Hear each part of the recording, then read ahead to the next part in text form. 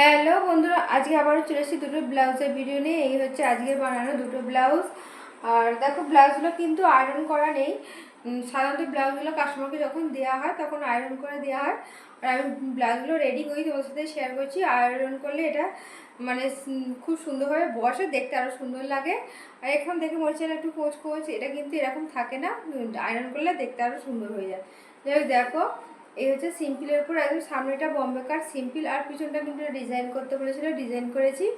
এই হচ্ছে এই ডিজাইনটা কিন্তু আমি এর আগে করেছি, গোটা তিনটে করেছি।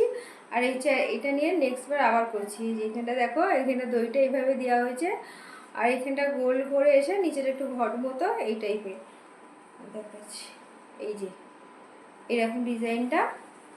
আর আমি এটা নিয়ে তো বললাম অনেকগুলো এরকম ডিজাইন আমি বানিয়েছি। আর কেমন হয়েছে একটু কমেন্ট করে জানিও। আর নেক্সট ব্লাউজ হচ্ছে এটা একদম সিম্পলের উপর, একদম সিম্পল, এটা কোনো ডিজাইনও নেই, একদম বম্বে কাট, সামনে পিছন একদম গোল গলা নর্মাল।